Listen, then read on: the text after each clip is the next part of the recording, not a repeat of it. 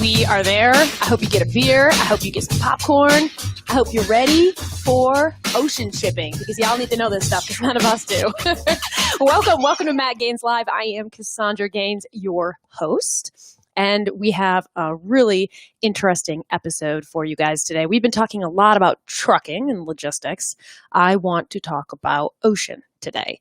And I have a special guest for you all that I've actually known his company for almost my entire career. I've worked with them often when it comes to shipping to Hawaii and to Guam. So he was the first person I called when I thought, we need an expert on this show.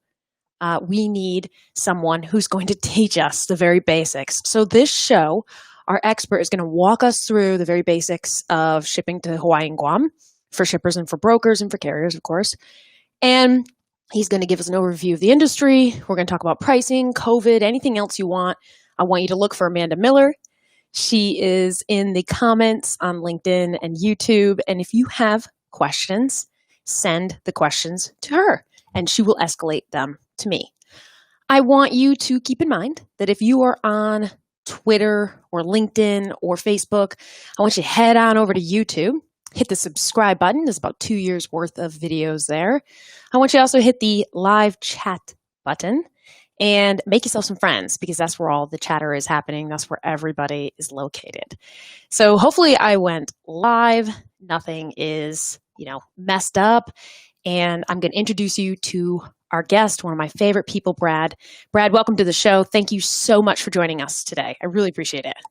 Well, thank you for having me. And I just want to make sure you really wanted to speak to Brad Dechter of DHX, not Brad Jacobs of XPO.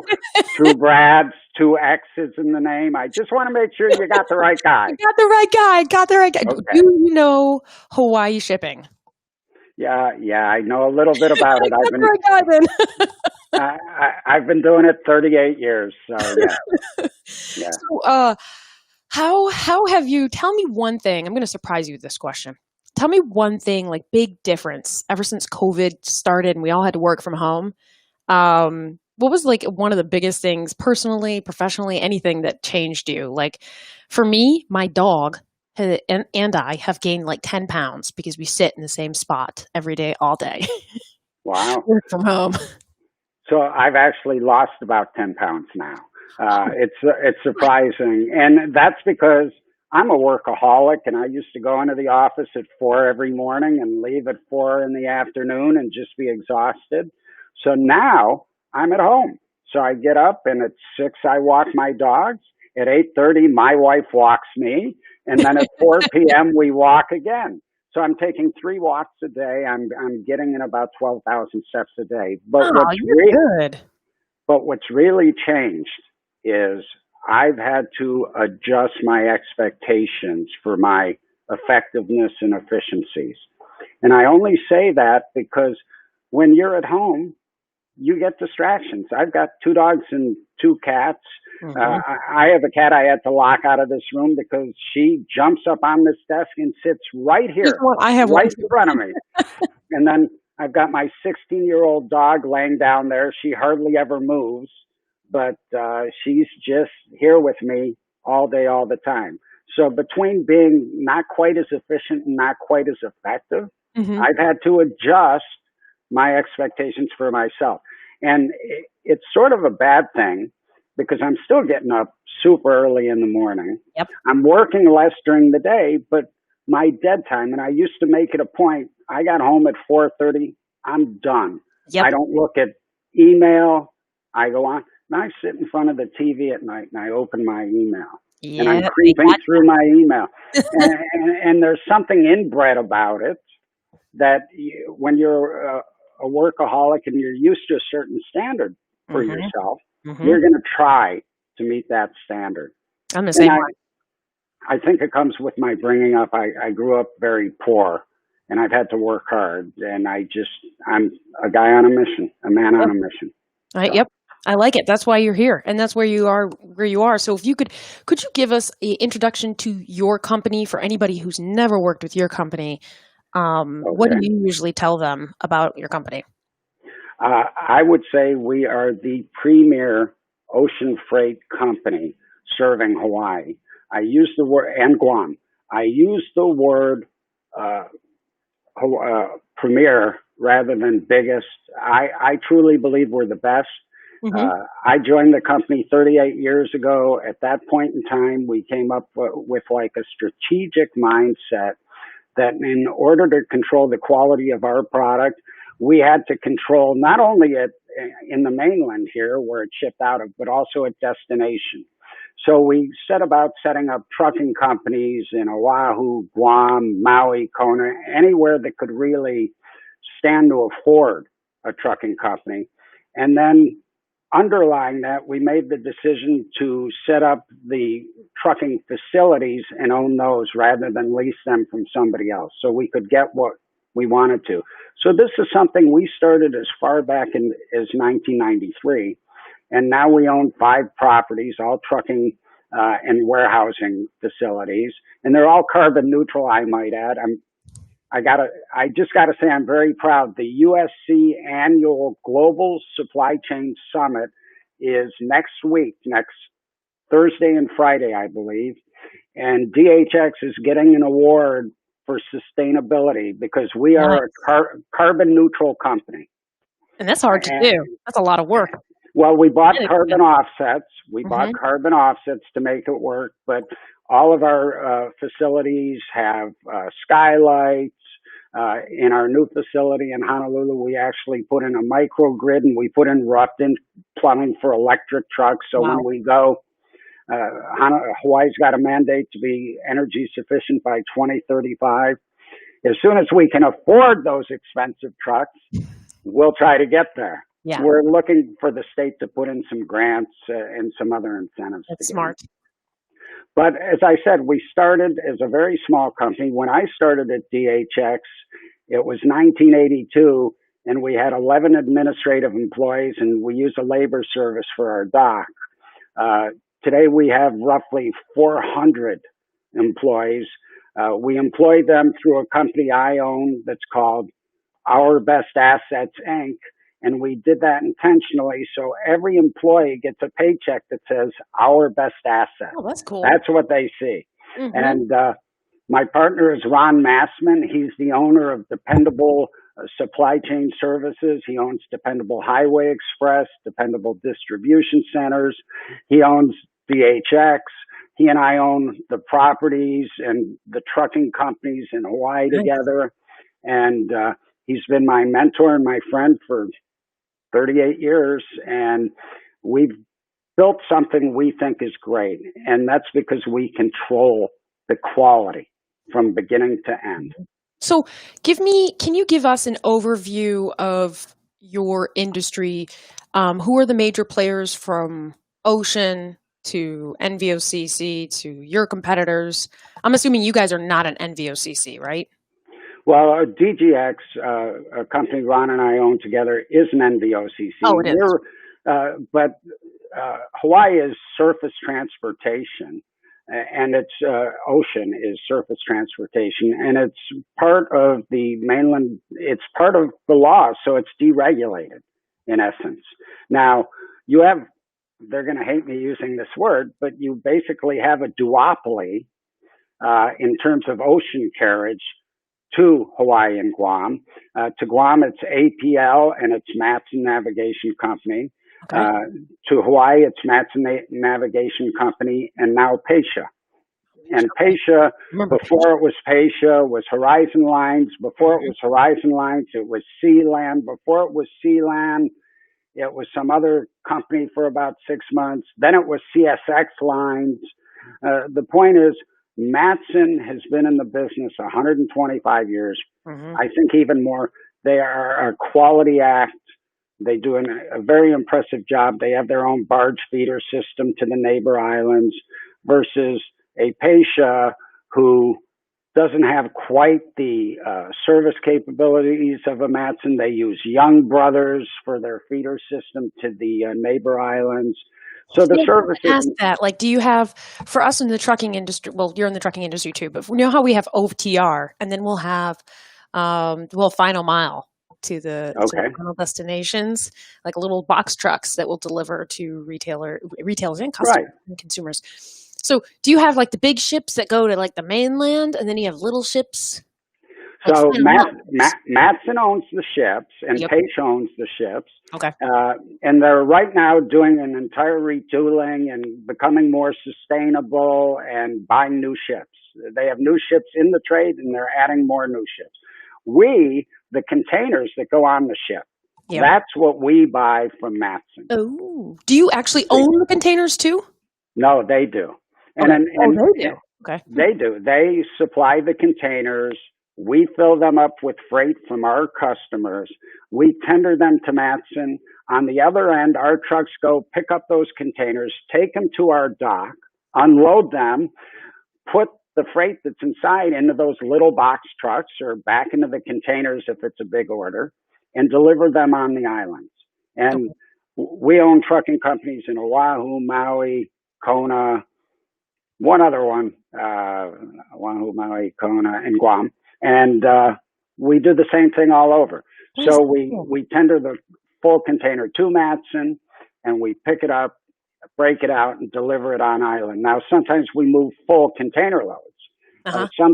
Some people don't like to work with the ocean carriers because they're big and bulky, and as good as they are with us, because we give them thousands of containers, a single shipper may not be in a position to really benefit from that type of relationship. So they'd rather give it to us and not hassle it. So we do FCL as well as what we call LCL, less than container load, sort of like LTL. Yeah, I was just about to say, is that same concept? Huh. So it's a very interesting business, but it's a little bit different than trucking, because in trucking, when they pay, the idea in trucking, even though you want to maximize the use of space in the container, it's really to maximize the revenue generated in the trailer. And there is a difference, because the heavy items in trucking get a lower rate, but because they're so heavy, okay, you get a lot of revenue, whereas the light items get a higher class. There are now density tariffs as well as the National Motor Freight Classification. They get a higher class, which means you're going to pay a higher revenue per pound or per hundredweight, as the case may be. Well, that means you pay more for the light freight. The class 100, the class 250, those rates are astronomical because they use up a lot of space in the trailer. Yep. Okay. In Hawaii, you want that light freight. Guam too. You always want the light freight, and you want it so that you can put it in the places the heavy freight won't go. So you're really squishing it in between, kind of. Right. And of course, you work with the customer to get their okay to take it off pallets, and the rate sort of reflects that. So in the containerized business, the light freight is actually cheaper than the heavy freight versus in trucking. It's just the way it works. So a few questions from the crowd. So one is from a favorite Madtropolis member, is Tim Poole. He says, do these ocean carriers interline as we do over the road to non-service points? Go ahead. I'm sorry. I was going to say, yeah, yes, anywhere in the United States. We also provide a service anywhere in the United States, even though we're located in California. And we can do it for full container loads, and we can do it for LTL. For the LCL shipments, we actually work with Echo Global. I know Doug Wagner is going to be on the show. Buddy. Yeah, he's going to be on soon. Okay. And you used to work for Echo Global, if I remember right. Yep. So we've had a managed transportation contract with Echo Global for, God, I don't know, maybe 6 to 8 years. I think that's the first time I met you. Yes. And we used to use with a company called One Stop Logistics, and they got acquired by Echo Global. And Steve Brown is still with One Stop, with Echo Global, and he's awesome. I think he's in Sacramento, right? He's up north. He's up in Northern California. I don't get involved much in the day to day, but if something gets elevated to me, he's my guy. Yeah. And he's just awesome. He really knows the carriers and he knows the business. So my answer to the question is, usually anywhere in the United States, either Matson or Pasha can position a container. If they don't have one, it's going to be expensive though. They have to take it down there to wherever it is, the dray involved, and then of course they got to pick it up. And if it's not continuing business, it's where. So will Matson ever give a shipment to? Is it Pasha? What was the other one? Yeah, it's actually Pasha. It's spelled Pasha, but I know George Pasha and he would tell you it's Pasha. Okay. Yeah. Okay. Because I used to call it Pasha too, based on the way it's spelled. But they actually have emergency agreements where they can give each other freight.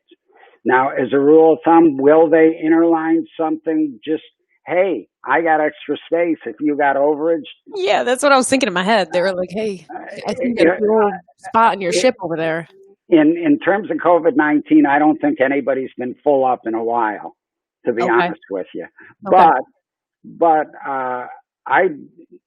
they really don't like to work with each other. I know that when I tried to ask Matson to get my containers on a Pasha vessel, Pasha was a no-go. Yeah. So to back up, because I have a bunch of questions. I see questions coming in. So Rob asked if there is nearly as much leaving Hawaii as going to Hawaii. Ooh, good question, Rob. And then also, what is the freight mix? Like, what's a common commodity that's going back and forth, or is everything? Well, we're actually. Let me answer the first question first. Is there a lot of freight coming back? No. Okay. No. And part of the price you pay to get your container over is to bring the empty back. Oh, I had a question about that from Andrew Teal about that. But you have to understand, Matson's in a little bit different position, because what Matson can do is Matson can actually take those containers on to China, first to Guam, then to China, and then use them on their 11-day service coming back. And I'll tell you, Matson has really hit a home run on their China to U.S. mainland service. When everybody else was canceling sailings, they were adding sailings. Wow. And so they have just gone berserk, and their ships are coming in full, and they've got the fastest transit time. I don't mean to be a commercial. No, it's okay. I mean, you're the expert here. We want to hear what you think about these brands, and also there are actually a lot of Matson people watching today. Uh-oh. Yeah. Uh-oh. So they're probably, yay, we love you. Excuse me. So, the second part of that question. So not a lot coming back from Hawaii. Right. And then what are the common commodities going to Hawaii? Okay. Just go look in a supermarket, look in a hardware store. We handle a lot of machinery. We handle a lot of detergent, cleaning products. We handle a lot of clothing. Not lately, because everything's been closed, but we're very big in the retail trade. We handle a lot of retailers. We do scanning and sorting and store deliveries at odd hours to meet with their needs, mall deliveries, the whole 9 yards, last mile stuff. It's basically a microcosm of whatever you find throughout the state. Honestly, it's no different. Okay. So it's cleaning compounds for pools, hazardous materials of different types, car batteries. We're pretty big in what we do, and we handle a lot of different commodities for a lot of different companies. These questions that are coming in for you are so thoughtful and clever. We have another one from Andrew Teal. He says, who's one of our favorite Madtropolis shippers, very smart guy. Also very mean to me and get angry. And someday when I see him, I'm going to give him a knuckle sandwich. Well, then I won't answer his question. No, I still love him. I still love him. Okay. He said, has the change to ultra low sulfur diesel for bunker fuel caused a lot of upheaval with rates? How smart is that? That's a good question. Oh, how he knows that. I really haven't seen it. It may have kept the, Matson and Pasha both have what they call a fuel surcharge. Okay. And it's based on a certain original level of pricing for fuel that's been adjusted over the years as I was thinking price this goes up and down. about your fuel for your assets. It hasn't affected us, from Okay. what I can tell at all. But from the ocean carrier standpoint, I think the difference in pricing has been built into the fuel surcharge, which gets passed along. And right now, I believe it's at about 30% of the ocean rate. So if the ocean rate is $5,000, the fuel surcharge is $1,500, and that's what it is.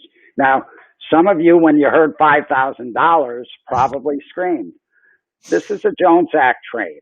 That means that Matson and Pasha are forced to use American-built vessels with American crews, which are more expensive than anybody else in the world, and hence it costs more. And I don't want to get into the politics of the Jones Act, but honestly, if we're going to isolate ourselves from the rest of the world, which seems to be the current political philosophy, we better be able to make our own ships, which means the Jones Act is necessary. And it's something that's been in place. I'm not sure how long. I want to say the 1920s, but I could be wrong. But I think it's very important to the country to maintain it. I might also mention that if there was no Jones Act, there probably would be no need for freight forwarding to Hawaii. Okay, because the price of a container to move is artificially high. Well, not artificially. I mean, there are real costs involved to move these containers using American labor at American rates on American ships. It's just much more expensive than a foreign vessel with foreign labor that moves ships. So that moves containers. So the end result is that the Jones Act keeps the price up, which means instead of people paying for an entire container, it pays for them to use a forwarder who can sell them space in the container. And see, I started way back when to get into the whole forwarding thing. We sell space. That's what we sell. Okay. We sell by cubic foot. In the international trade, it's by cubic meter, which is roughly 35 cubic feet. But in the Hawaii trade, it's cubic foot. And so imagine, if you will, if you have two pallets, you don't want to buy a $5,000 container for two pallets.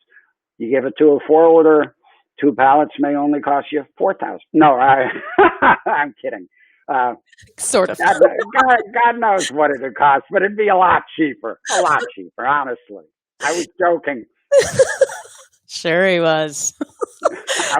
So shippers will call you and they'll say, we don't have like a full container of stuff. We only have like this every week or something like that. Right. Do you have a spot for it? And you look in do you have a software? Do you have your own proprietary software that tells you? We helped a company develop software, but the way we do things, we're a bit unique. We have the latest cutoffs in the industry.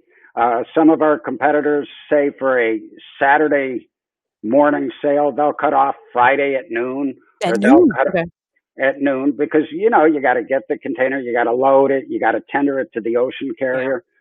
We will accept freight up until 5 p.m. and then or 4:30, and then with an appointment, somebody can even come in as late as 8 o'clock because we work until everything on our dock gets cleaned off.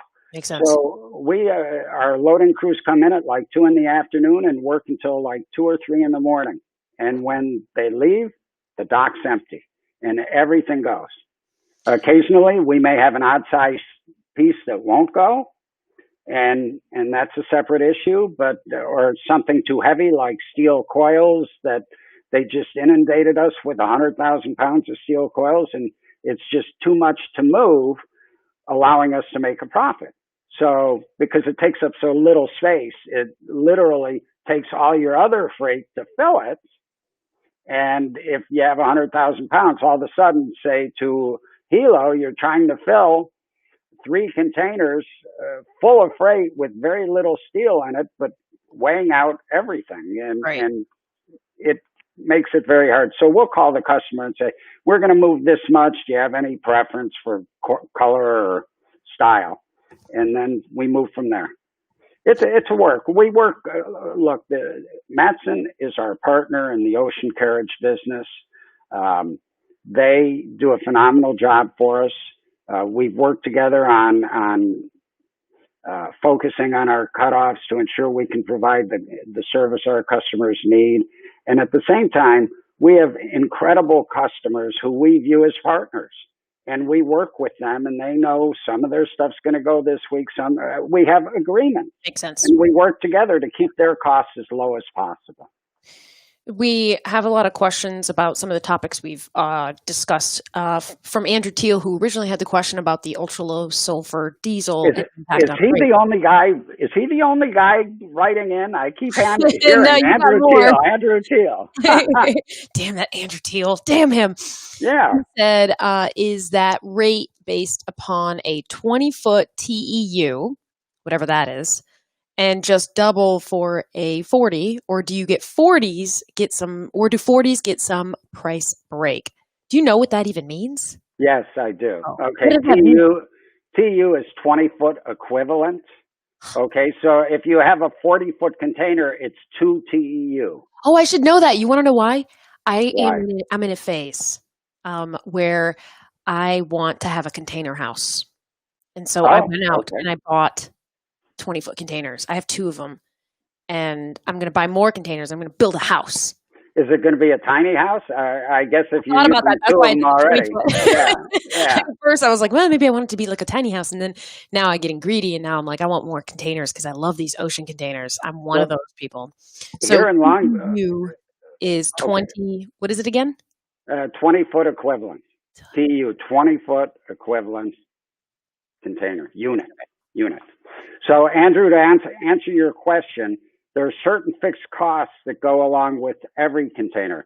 There's something called THC, terminal handling charge. Whether it's a 20, a 40, a 45, that's always the same dollar amount, $1,225. There are wharfages that are the same no matter what the size container. What is wharfage? Well, wharfage is really what the ports charge the carriers for the ground underneath. So it's like leasing the cost of land. Okay. And they pass it on, the carriers pass it on to the consumers in something called wharfage. Okay. There are other things that are a set amount per container depending on the weight. Well, they're not set, but I mean, if you have a 40,000 pound 20-foot container, 39,000 is really the legal limit. If you have that for a 20-foot container, and then you have a 40-foot container that's also 39,000 pounds, you're going to pay the same accessorial charge known as invasive species. I'm not sure if the security fee is different for a 20 and a 40. I haven't been involved in all the details for a while. I know you want detailed answers, and I apologize. No, this is good. I'm afraid, actually, if you get more into details, we're all going to be like, what is... You and Andrew Teal are going to be the only one who knows what's going on. Okay. Your next question. We have to go back to the Jones Act. Matt Fink also... Man, I got all my loyal Madtropolis freight nerds with me. That's why these questions are so darn good. They're so funny. Can we get thoughts on your Jones Act? And if it's repealed, would that be bad for DHX? I love the Jones Act. He's smirking. He's like... I love the Jones Act. As I said before, the Jones Act sort of allowed our industry to evolve. Without the Jones Act, I'm wondering if the freight forwarding industry to Hawaii would survive in its current form. I think there would definitely be a consolidation. You know, you asked me before about the state of the industry, and I believe the Jones Act is good for this country, and I know it's good for DHX and Matson and Pasha and all the other forwarders and all the other jobs that exist here and make transportation more efficient. You know, why put 2 pallets in a container by itself and ship it to Hawaii if you can consolidate with other pallets in a container and ship it to Hawaii? It's much more efficient to use 1 container than 20 for 40 pallets. So the increase in price caused by the Jones Act, or increase in cost, really does make this market more efficient. If it was a low cost market, nobody would have to be efficient. Yeah, they would just keep throwing shit in containers and then loading the containers up, and the containers would be half empty. You said it. You said it. That's exactly smart. Okay. I'm getting the hang of this now. I'm getting the hang of this. Good. You answered the next question. I'm not getting the hang of that much. Oh, by the way, we should probably hit the pop quiz. So I love doing polling on LinkedIn, and I'm not very nice when I do it. I make sure my questions are very, very tricky. They're true or false questions. And one of the questions I had, I think, if I remember correctly, it was if a freight broker who's authorized by the FMCSA can tender a shipment to an ocean carrier or NVOCC directly, so long as they have authorization under the FMCSA as a freight broker. So this was my tricky question, because I didn't say whether it was international freight or not. Although that makes a difference. That makes a huge difference. It does. So tell us, why does that make a difference? Well, because the domestic trade is deregulated, so anybody can tender a shipment at any time. Going to U.S. like Hawaii and Guam. Hawaii, Alaska, and Guam. That's correct. Then we don't need to worry about the FMC. No, they're not in it. They are totally disregarded. And then if we go to Asia, and I run Cassandra Logistics, and I only have a freight broker authority, can I just give a shipment, a full container shipment to an NVOCC to go to Asia? Okay, you're the attorney. What's the answer? No, you have to work with an ocean freight forwarder. I would. There are a lot of people who don't know that, and they are. There are people right now, and who will watch the show afterward, who will be like, "Oh, I've had the same customer, and I've been shipping to Asia for a while. I didn't know that I had to use an ocean freight forwarder. I didn't know I had to do this and that." Right. You can get audited by the FMC. Well, I didn't know the answer, so thank you for saving my bacon. So my question, my true or false question, was kind of a not nice question, because technically it's true if we were talking about Hawaii and Guam, and then it'd be false if we're talking about Asia or anything else. If anybody else disagrees with me, go ahead and put it in the comments and teach me. I'm cool with that too. Okay. Somebody wrote, "So true was correct." So yes. Someone has asked, Chris Jolly, one of our famous Madtropolis, he's a freight coach. He teaches brokers. He helps train their people, and he coaches everybody, and he's just wonderful. He said, can you please clarify what a blank sailing is? Or how long does it generally take to fill a ship? What does blank sailing mean? Do you know? Yes, I do. What happens is, yes. and there's a lot of those lately, and that's where Matson, honestly, has really made out from China. You're probably going to get a job offer soon, just so you know. No, they wouldn't. No, they tell me they like me, but who really knows, you know? That's true. A blank sailing is when a carrier, an ocean carrier, realizes that they may not have enough freight or enough people to make the vessel work for whatever reason, because of COVID, because of storms, whatever. So what they do is they take the normally scheduled vessel sailing and they blank it out. They just leave a space there. So what's supposed to go out this week and may have been there 2 months ago and people have booked to it, goes blank. and now you have a blank sailing, and all the cargo gets rolled to the next vessel. Or if they were good, they realized it a couple weeks back, and they rolled it forward and got it on the previous vessel. Have you ever seen The Wire? No. Oh my God. All right. You've got to watch it. It's on HBO. And like, Okay. you want to pay for HBO, they have like a 30-day free trial. Just do that. I You've got have to watch HBO. The Wire. You will love it. You will call me and thank me for it. But there's a season all about shipping, ocean shipping. And I was going to bring up something about it, but I'm going to wait until you've watched it, and then I'm going to call you, and I'm going to be like, is this accurate? So for those of you who've watched The Wire, you know exactly what I'm talking about. So other questions that were popping in, and that I also have. Wait, this one was super important. You said something about storms. This was on my, and I do not. Yeah, I kind of do know the answer, but I'm going to ask you because you're going to have a better answer than me. Okay. So we often see on the news or whatever, big ass ships tipping over and all those containers going into the water, and like hundreds and hundreds of containers floating to the bottom of the sea. So what do you tell your shippers with regards to the ocean carrier? Will they pay the entire value of the shipment if it goes to the sea, lost in the ocean, polluting the whole world? Absolutely not. And you as an attorney may know this. I forget what it's called. I think it's called the law of general average. Is that what it's called? And what happens is the carrier, the ocean carrier, is more or less a conduit for these losses. And people go ahead and file claims against the carrier. And the carrier turns around, aggregates all the claims, and then files them against the shippers. So the shippers, when a vessel goes down and it's filled with cargo, under the law, I think it's called the law of general averaging, the shippers are ultimately responsible for the loss of the cargo. I'm sorry, I'm laughing so hard at that, but it's like, did I get it right? I don't know. I usually deal with international shipments, to be honest, when we focus on COGSA. And it's even it's similar. No, it's even worse for like a consignee, because under COGSA, as long as there's a through bill lading that extends out to the other legs as well.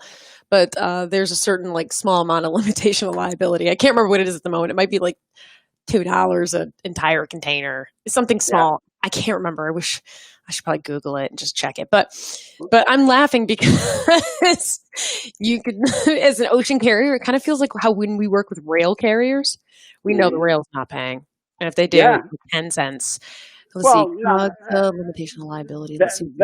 Wait, hold on. Sorry. Under most circumstances, COGSA permits an ocean carrier to limit its liability to $500 per package, which can substantially reduce an ocean carrier's exposure to pennies on the dollar. Right. And that's true. We actually have that limitation in our tariff. Yeah, I would too. For you. And we, under deregulation, we don't even need to have a tariff, but because we occasionally handle personal effects, we do have a tariff, because the Federal Highway Administration requires a tariff if you're going to handle personal effects. And who would have thought that the Federal Highway Administration? That's household goods. That's right. And personal effects. I don't know if that's entirely correct. So here's what I want everybody to remember about Household Goods Authority. And I'll get a household goods carrier on this show so that we can like dive in. So I'm glad you brought that up. So I'll remember to do that. So you don't need household goods authority if you're just picking up a container and dropping it off. But once you open up and you start unloading and loading into a residential area, then you got to start thinking about household goods authority. I'm sorry, I know you know this. I'm telling the audience this. And then when you are a household goods carrier, can be a nightmare. It's not like truckload carrier of general. Wait, when you're an ocean freight forwarder, it can be a nightmare. Yeah, your world is way harder. We're primarily business to business with a reason. When we handle personal effects, we charge a premium because that's not our business. When you work business to business, people generally understand what you're doing. They understand your price structure. They've negotiated a rate. They get it. When you work with personal effects, you can have a single person take up 3 or 4 hours asking questions and taking notes, and then you may have to chase them for the cash. And yeah, see, that's why I don't do personal law. I only do business. There you go. I don't like that personal stuff because then I got to deal with exactly what you said. That's what I have to deal with too. But we have certain trades that we're really internationally where most of it's personal, and so we're sort of forced to deal with the situation. We tried to learn how. Some of these countries we ship to have different cultures. So it's tough when these people come into the office. They're used to dealing a certain way, and now they're in the continental United States, and it's different. Yeah. And it's just the way it is. Yeah. Great point, by the way. And so back to the ocean shipment crashing, Yes. including our waters with all this crap that no one really truly needs. Wow, that was really sarcastic. Lots of sarcasm with Cassandra today. Do shippers normally buy insurance, or do they have their own insurance? Or do they buy insurance from you? What are the options? It really varies. We hold our customers to the $500 per piece package or customary shipping unit liability. And what is that maximum liability? Well, it can be one pallet. It can be one container. It depends what they're shipping. Yes, it does. Okay. God, did you go to law school? You're very good at this. No, but I was a CPA. I was with Arthur Anderson and Company when it was a good firm. Okay. And that was the late 70s. And I was actually brought into DHX to consult after I left Anderson, and I never left. So okay, I wish someone had warned you. Yeah. Because you know this now. Someone had warned you when you were young, Brad, like, hey, once you get into transportation, you can never get out, ever. Well, I've been in it 38 years. I've been with the same company. I've been president since 1992, I think. Yeah. So that's a long time. Sucked in. You know? Now you're stuck. You can't get out. But my little brother now just got a job with JB Hunt. And, I'm sorry. I'm sorry. I told him, I'm like, I mean, JB Hunt's a great company. I love them. They are a great company.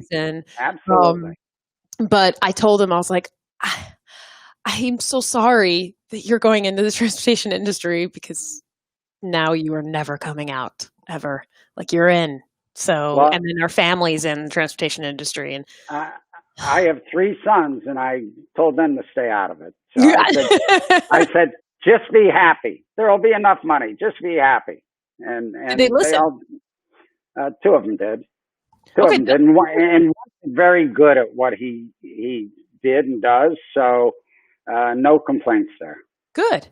Very good. Okay, so how let's go back to my list of questions. Oh, somebody else has this one. This is a good one. When there is a claim, who has jurisdiction? Federal court or maritime commission? Very good question. I'm pretty sure it's federal court. We will file a lawsuit. He's like, I'm well aware. And often, you guys, when you have a cargo claim with interstate transportation, it'll mostly be, you can sue if it's over $10,000. You can sue in the federal court as well. Right. But let me take this opportunity go ahead. to point out for DHX, we virtually, I won't say we have no claims, but our claims ratio is less than 0.1% of all the shipments we handle. Wow. And our claims expense is a percentage of revenues. And not because we decline all the claims, but because we try to be fair with our customers. You knew where our heads were going. Yeah. Our claims expense as a percentage of revenues is less than 1/4%. We do a great job. Is that because, question number 1. Are you guys loading all of the containers yourselves? Yes. So it doesn't come preloaded with a seal on it like they do to the industry? It depends. Some customers ship full container loads over to Hawaii, and we handle that for them. So we'll put a seal on them, or they'll put a seal on them at their place, and then we take them down to Matson, and then when it gets to the islands, we take them off and we deliver, and they check the seal. on the full container loads. Now, on the ones we tender to Matson, when it leaves our dock, a seal goes on it.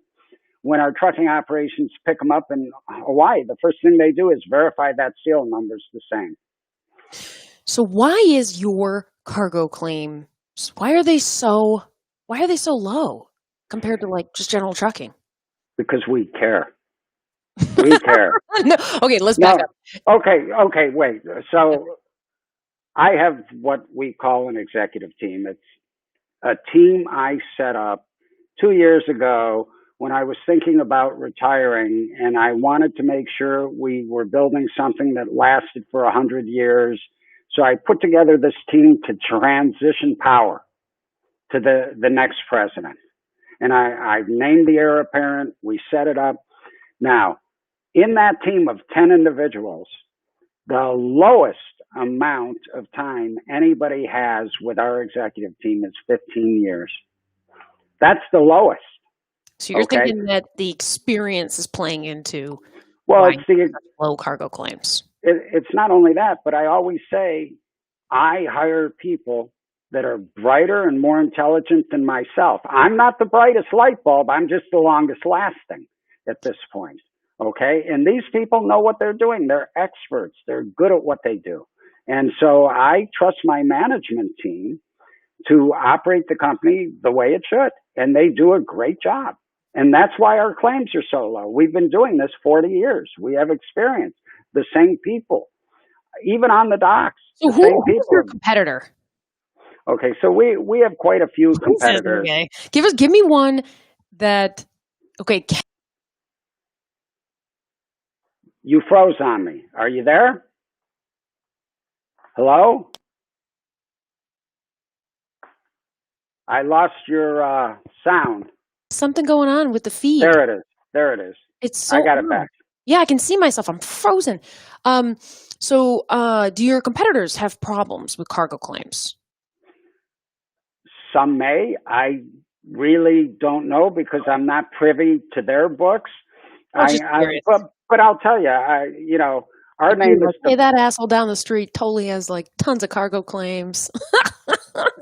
Hard to tell, but we find out occasionally because we'll have somebody come to us and say, they're screwing me. I'm done with them. We need to use somebody that's been around, that has a great reputation, etc. Mm-hmm. At last count, we had over 30 competitors, but there are only what I'd consider 3 or 4 that are good, solid competitors. Now, you have to understand, even before COVID-19, the industry was undergoing a shakeup. And that's because, remember I said before, it was Matson and it's all these other carriers that are the second carrier. Yep. Well, Matson's competitor has historically been weak in the trade. And the way that they have tried to grow and get stronger, and God knows who came up with this philosophy, but it was to take all these small forwarders and say, we're going to give you cheaper rates than Matson, who has 70% of the market, is willing to give the guys that they do business with. Makes and sense. You're going to go out and attack your competition that uses Matson. So this has been going on for 15 years. And the result is these guys could not really control themselves, the ones that go to brand X as opposed to Matson. And as the rates kept getting lower and lower, mm-hmm. they just kept cutting their prices lower and lower and their margins lower and lower. So we've seen a shakeout in our industry. Well, isn't that interesting? You guys listening to him right now, does this sound familiar? What he's explaining is going on in his part of the industry? It sounds familiar to me. Just in the last 2 years, Aloha Freight and Landmark got acquired by a company called Tradewinds. A couple of years ago, AFF, which owns HOT, Hawaiian Ocean Transport, and Alaska Freight, they got acquired by a company called Odyssey, who recently turned around and bought RPM, which owns Royal Hawaiian Freight. Damn. So, you can see and these are all Pasha forwarders. Okay. Now, Aloha wasn't, and I don't know what happened. They may be now. I'm not sure of what's Yeah. happened with that whole situation. That's very recent. But that happened with Aloha literally the month or two before COVID-19 hit. And I can only think the guy that invested in these companies paid a pretty penny, especially for Aloha. And now he's sitting there saying, "Oh my God, what am I going to do?" Yeah. How was the industry impacted with COVID? Yours, actually. How about what you saw and you're part of? I'm laughing. Okay. The question just came in, and I cannot wait to ask this question. But go ahead All and right. answer this one first. Okay. So in our industry, through March, no problem. We were strong. We showed great gains. Good. Then all of a sudden, about We mid-April, were doing so well going into COVID already. Like yeah, trucking companies were boom. going out of business. Come mid-April, boom. And we have spent the last, I would say, 7 months trying to get back what we're doing to where we were. And the funny thing is, it dropped, then it came up and up and up and up.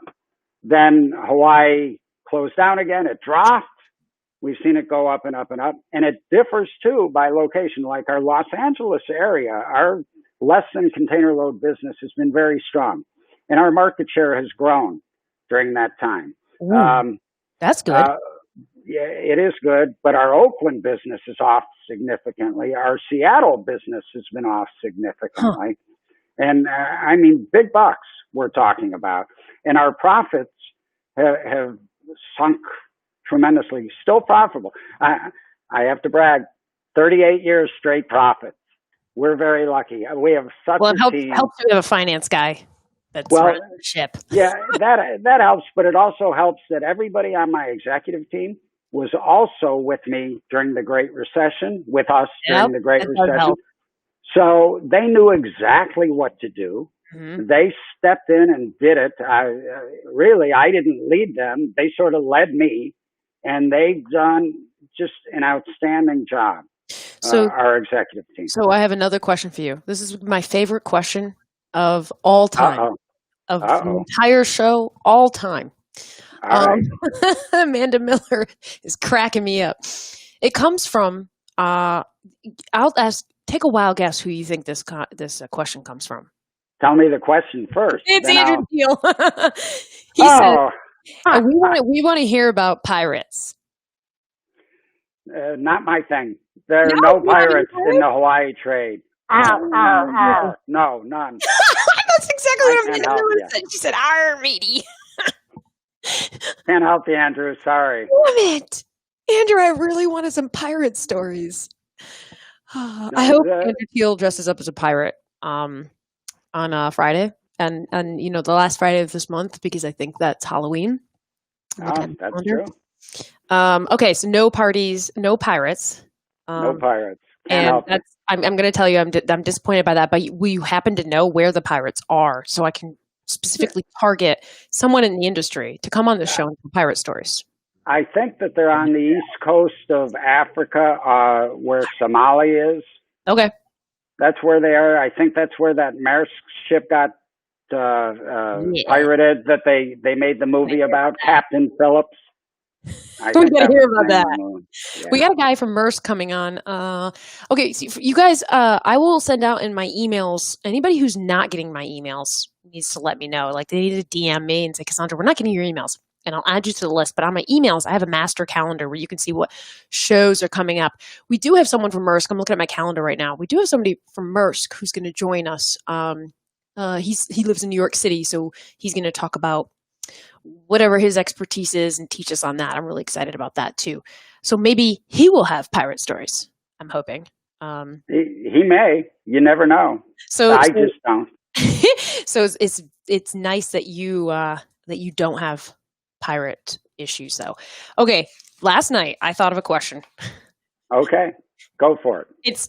It's really dumb, but indeed I think this way. Okay, if I'm a shipper and I'm tendering shipments to you, and let's say it's an entire container full of good stuff, whatever that good stuff may be. It's probably going to be beer from Wisconsin called Spotted Cow, and can I ask you to put it on a VIP location on the ship? Because if the ship tips, I don't want my container of spotted cow to go in the water. So is there a specific VIP area, or do you not have control over where or what happens once the ocean carrier takes it? It's gone. Well, okay, I don't want to complicate the ocean carrier's life, but I can tell you, you can ask for below deck stowage, and some people that have temperature sensitive merchandise too. You can probably also ask, assuming no hazardous and it's not too heavy, you can ask for a top deck stowage. So it's one of the first off the ships. But oh, so that's the benefit. What do people prefer? So the people who have like temperature control, they want below deck? I think that most of the temperature control slots, they have slots with plugs and stuff. I'm pretty sure those are all below deck. Makes sense. Yeah, Okay. they don't want them in the sun. Yeah. But as a freight forwarder, because we have a caveat, our customers are told your freight's going to be delivered within 48 hours of container availability. We always want as much above deck as possible so that it's the first one on the ship, it's on a chassis, we bring it back to our place, we start unloading it so that either that afternoon, that evening, or the following day, we can deliver. So it's all a matter of preference. That makes complete sense. Do the ocean carriers, will they lose an entire container on you? Because that's what happened in the wire. They have. They have. Not only once either. Here is this whole entire container. How do you lose a whole entire container? And they're like, we're sorry for that. But it happens. It really does happen. It does in the trucking industry, but we call that theft. But we haven't had one of those in, I bet you, 15 years. Mm-hmm. In 15 years. They've gotten better systems now, and it hasn't been an issue. It used to be an issue frequently where they'd call us up and say, well, we found two still here on the dock that we thought were on the vessel. Or, hey, this container was sitting here 10 days. We thought it was empty, but it's got a seal on it. And we looked and we realized we transposed two numbers and it sat here. Wow. Something that little. And the whole container's just gone. Yeah.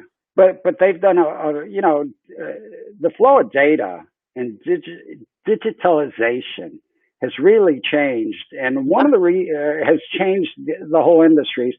And one of the reasons the ports want to go to digitization is so that these kind of mistakes don't happen. Yeah. Okay. And it's unfortunate that everybody's worried about losing jobs at the ports.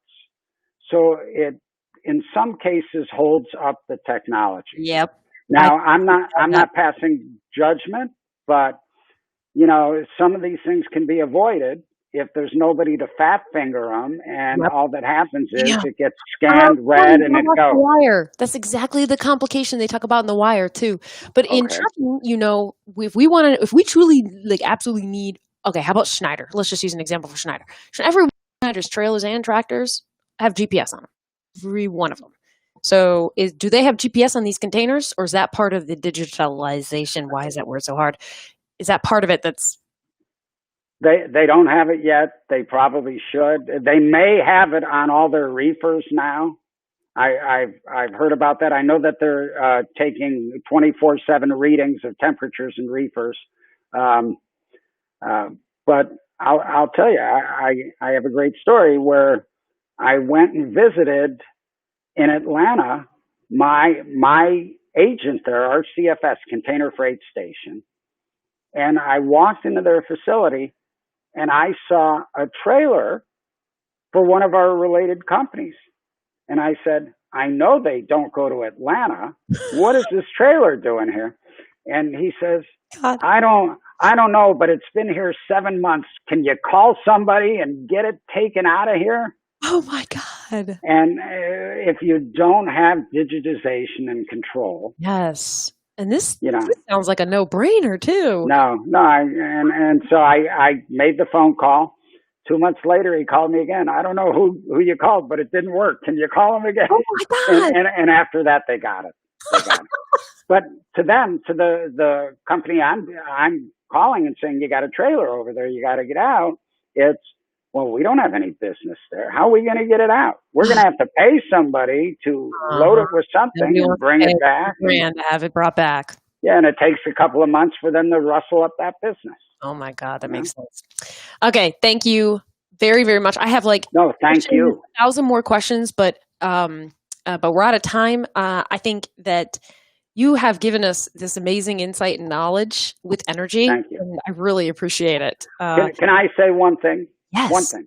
I just want to thank all of our employees for all the hard work you're doing. I know these times are tough. Persevere. You'll get through it. We will get through it together. Message. Thank you. Thank you. You're talking to all of us, actually. Well. And you're like, no, I really want to talk only to my employees. Yeah. The hell with the rest of you. I really want to talk to my employees. And we're all like, oh, he's telling us to hold on. Thank you for the opportunity to do this. Thank this you. More fun than I thought. I don't know why I was sweating bullets before I came on. It would be really fun. And it would all be easy questions except for, Andrew Teal's questions, of course. Yeah, well, if I ever meet that guy, I'm just turning around, walking away. I'm done. Run. Pow. Run. Run. He's very smart.